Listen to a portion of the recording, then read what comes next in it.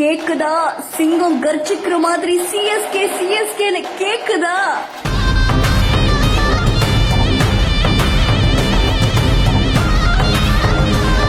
சேப்பாக் ஸ்டேடியமே அலற மாதிரி தான் சிஎஸ்கே இன்னைக்கு அவங்களுடைய முதல் வெற்றியை குவிச்சிருக்காங்கல்ல.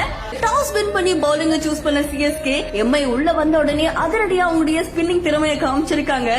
நூர் அகமது அப்படின்ற ஒரு பிளேயர் சிஎஸ்கேக்கு முதல்ல டெபியூவா வந்திருக்காங்க. வந்த உடனே 4 விக்கெட்டுகளை குவிச்சிருக்காங்க. தல தோனியோட விக்கெட் ஸ்டைலையும் பார்த்தாச்சு, அவருடைய பேட்டிங்கையும் பார்த்தாச்சு. அப்பாடா அப்படின்னு நிறைய பேருக்கு ஹாப்பியா இருந்திருக்கும். இவ்வளவு அழகா எல்லா பிளேயர்ஸும் விளையாடி கொடுத்தாங்க. அது மட்டும் இல்லாம ரச்சின் ரவீந்திரா இந்த மேட்ச கடைசியா 6 அடிச்சு பினிஷ் பண்ணிருக்காங்க. இந்த சிஎஸ்கே மேட்ச் ஒரு முக்கியமான மேட்சா பார்க்கப்பட்டுச்சு. ஏன்னா ரோஹித் சர்மா டக் அவுட் ஆயிருக்காங்க. இது அவருடைய 18th டக் அவுட்.